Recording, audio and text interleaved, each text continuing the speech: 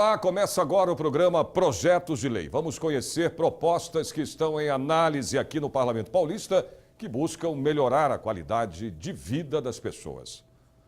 Como o projeto que prevê a formação de comissões multidisciplinares para a prevenção de erros médicos.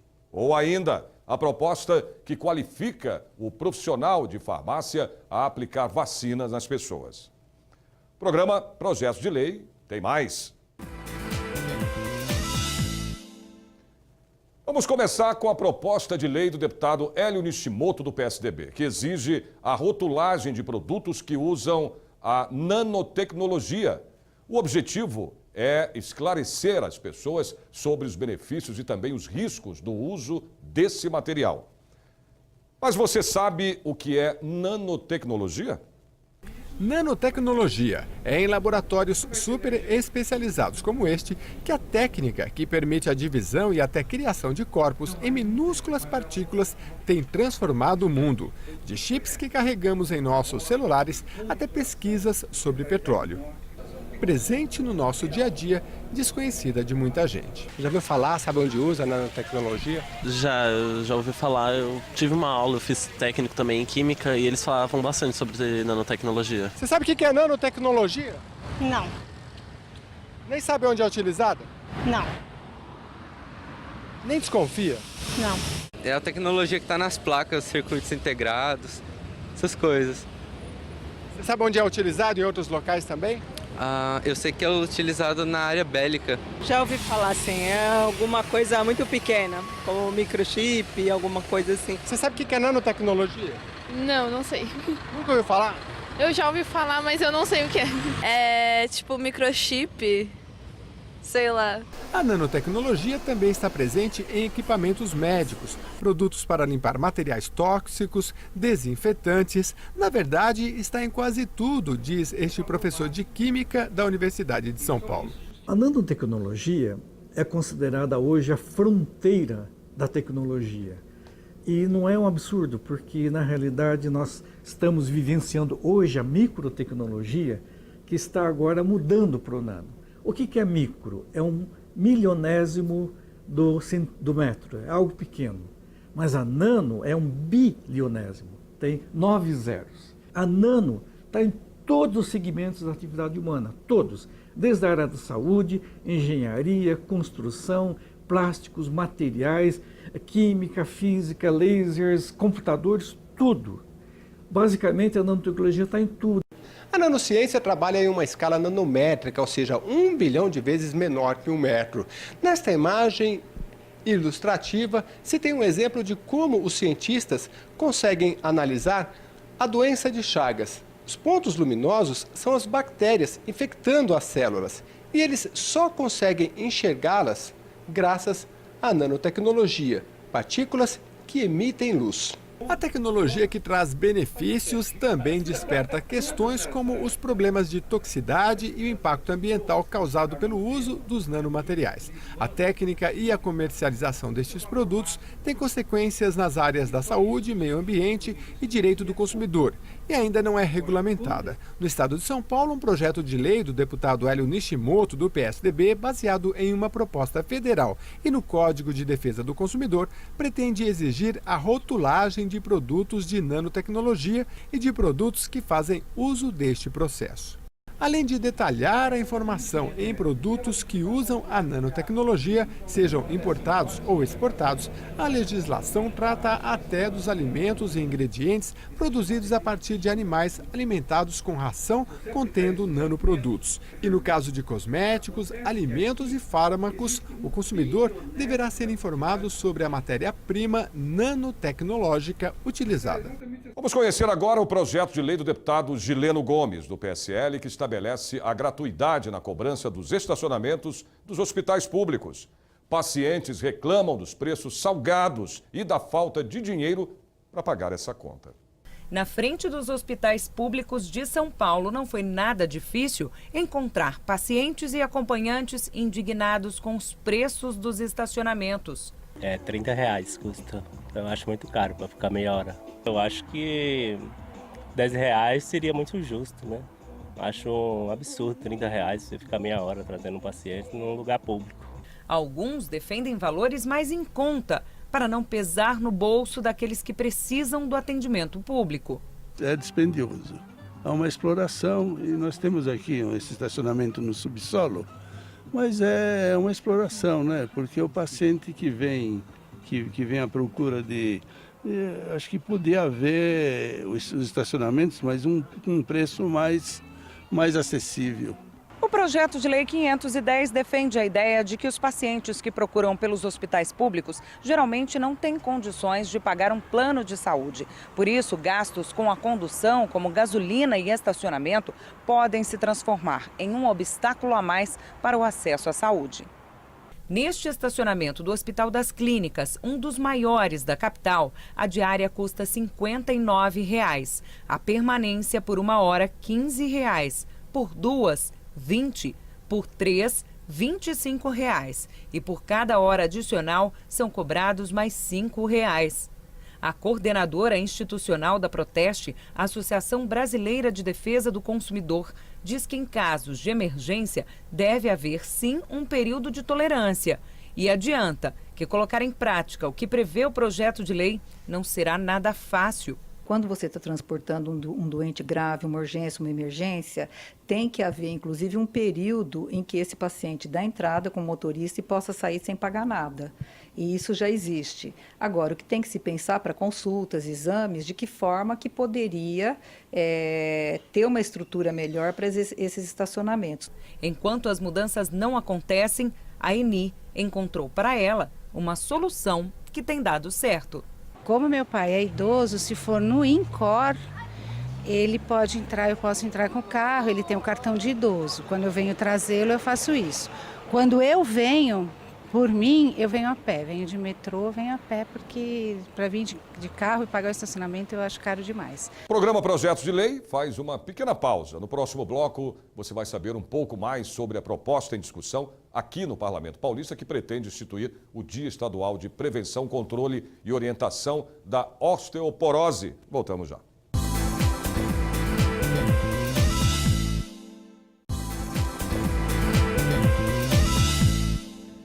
Estamos de volta com o programa Projeto de Lei. 10 milhões de pessoas no Brasil sofrem de osteoporose, a doença silenciosa que causa a perda de massa óssea e que atinge cerca de 1/3 das mulheres entre 60 e 70 anos de idade. Com o objetivo de informar a população, o projeto de lei do deputado Gil Lancaster, do Democratas, quer instituir o Dia Estadual de Prevenção, Controle e Orientação da Osteoporose. Há 12 anos, Juraci ficou sabendo que tinha osteoporose. Ficou assustada com o diagnóstico, um desgaste na coluna. Resolveu se cuidar. A gente fica preocupada, não, se é no fêmur, não sei aonde, mas na coluna, cai um tombo, uma coisa, Mas eu fui atrás e com medicamento e exercício, caminhada. E depois que apareceu, que aí a médica me indicou a castra, eu melhorei cada vez mais. A aposentada de 72 anos iniciou um tratamento com reposição de cálcio e suplementação de vitamina D, mas teve pouca melhora. Só depois de tomar uma vacina por 3 anos, conseguiu reverter a perda óssea. Nos primeiros anos, essa castra eu tomava cada 8 dias, em jejum, e é caro. E eu tinha que tomar em jejum e ficar de pé. Não podia deitar, não podia tomar nada.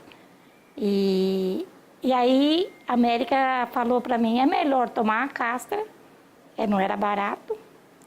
E eu tomei ela por 3 anos.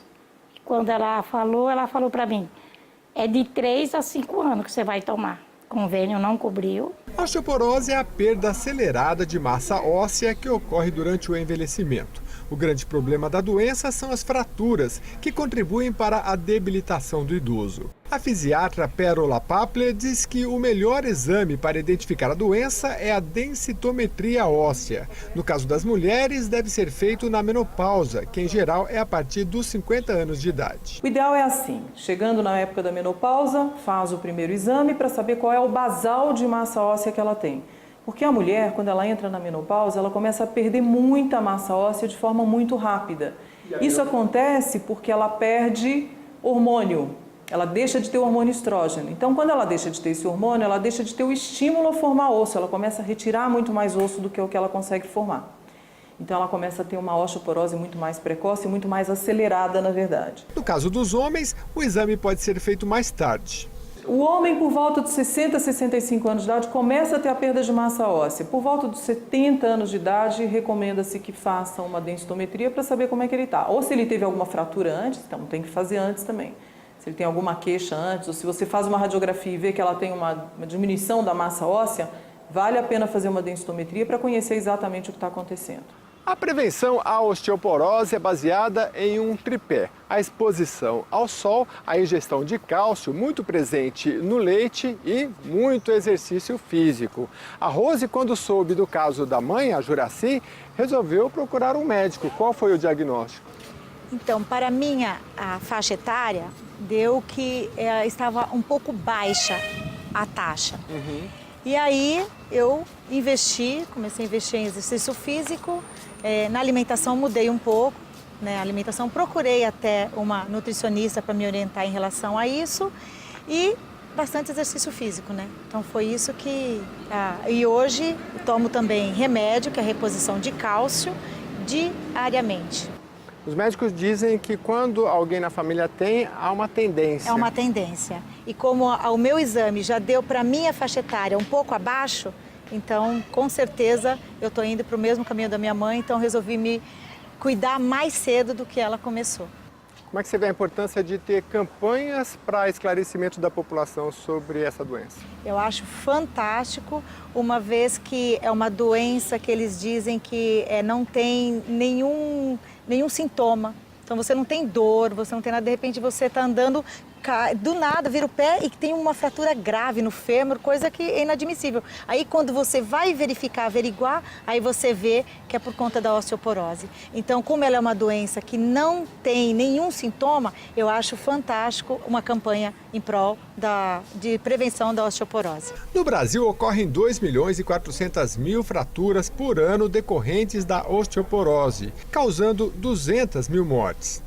Para ajudar a reverter este quadro, o deputado Gil Lancaster, do Democratas, pretende instituir a data 20 de outubro como Dia Estadual de Prevenção, Controle e Orientação da Osteoporose. As ações previstas no projeto de lei seriam realizadas por meio de núcleos da Secretaria de Estado da Saúde, em parceria com o Sistema Único de Saúde. Nos últimos 5 anos, o número de ações judiciais movidas por erro médico que chegaram ao Superior Tribunal de Justiça cresceram 82%. O projeto de lei do deputado Orlando Bolsoni, do PSB, em debate aqui no Parlamento Paulista, propõe a formação de comissões multidisciplinares para a prevenção de erros médicos nos hospitais públicos. Cozinheira, 33 anos de idade, Elisângela conta que o mundo caiu no dia em que perdeu a filha 45 minutos depois do nascimento. A gente vai com aquela esperança de ter o filho nos braços. Aí você volta vazia. Foi o que aconteceu comigo, eu voltei vazia, sem nada. Isso foi em abril de 2012, depois de uma gravidez complicada por problemas de pressão alta, que tornara a gestação de risco. Elisângela mostra a coleção de exames do pré-natal, mês a mês, e alega que não havia qualquer notícia de má formação do bebê. Me senti enganada e iludida, que era um direito meu de saber o que estava acontecendo com meu filho, dentro de mim. Na minha cabeça, que os médicos falavam que estava fazendo ultrassom, eles falavam que estava tudo bem com o neném. Eu só vim saber que ele tinha vários problemas, foi depois que eu tive o parto. Para ela, os médicos da clínica conveniada que fizeram o pré-natal erraram no diagnóstico e na falta de informação da gravidade da doença do bebê. O sonho da maternidade ficou para trás. Naquele momento eu não queria viver. Não queria viver mais. Não queria viver? Naquele momento, não. Para evitar novos casos como o de Elisângela, o deputado Orlando Bolsoni, do PSB, protocolou o projeto de lei 756 de 2016, que trata da formação de comissões multidisciplinares para a prevenção de erros médicos nos hospitais públicos do estado de São Paulo. Primeiro, nós queremos estabelecer uma prevenção ao erro médico. O objetivo não é que não ocorra o erro médico, daí nós estamos fazendo uma ampla discussão. O objetivo do projeto foi exatamente provocar essa discussão, no sentido de que se criem comissões, ou se aperfeiçoem as comissões já existentes, as comissões setoriais que existem dentro dos hospitais públicos, no sentido de que se previna, essas comissões adotem práticas de controle, de qualidade, visando prevenir. Então, o objetivo, hoje nós sabemos que há um custo enorme para o Estado, mas mais que isso é o custo das vidas, os problemas que ocorrem na saúde e na vida das pessoas. Mais um intervalo e, na volta, os detalhes do projeto de lei que pretende estabelecer regras para o descanso dos profissionais de enfermagem. Não saia daí, voltamos já.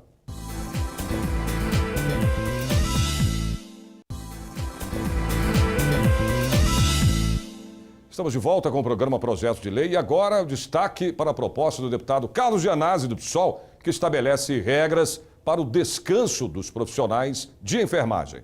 A jornada de trabalho é considerada desgastante para esses trabalhadores. Muitos não têm, inclusive, um local adequado para descansar. A jornada de um profissional da área da enfermagem, em geral, é de 6x1, sendo 6 horas por dia, folgando uma vez por semana, ou a chamada dupla jornada, de 12x36, na qual se trabalha 12 horas por dia e folga 36 horas. O profissional está lidando com vidas, e vidas ali que estão dependentes de você. É lógico que tem o desgaste físico, o desgaste emocional que o profissional ele tem, tá? Então acho que assim, essa uma hora ou essa hora de descanso que a gente tanto está lutando é para que o profissional se restabeleça tanto no cansaço físico e mental. O projeto de lei está embasado em um estudo sobre o perfil da enfermagem no estado de São Paulo. A ideia do projeto, que é a PL 1240 de 2015, é regulamentar essa jornada de trabalho e que o profissional que realiza 6 horas de plantão tenha 1 hora de refeição ou descompressão. E o profissional que atua 12 horas de plantão tenha 2 horas de descanso ou descompressão. A atual realidade dos profissionais de enfermagem é descansar em locais que não é apropriado, como expurgo, banheiro, locais que realmente não têm segurança nenhuma. O projeto de lei 1240 de 2015 do deputado Carlos Gianazzi, do PSOL, estabelece regras para o descanso. Plantões superiores a 24 horas ficariam proibidos. A cada 6 horas de trabalho, o profissional teria direito ao intervalo para o repouso ou alimentação de no mínimo 1 hora. E para 12 horas, o intervalo seria de no mínimo 2 horas. O projeto não se preocupa apenas com o tempo de descanso, mas também com locais apropriados. Valdirley Castanha, secretário-geral da CNTS, Confederação Nacional dos Trabalhadores na Saúde, explica que estas demandas são em nível nacional.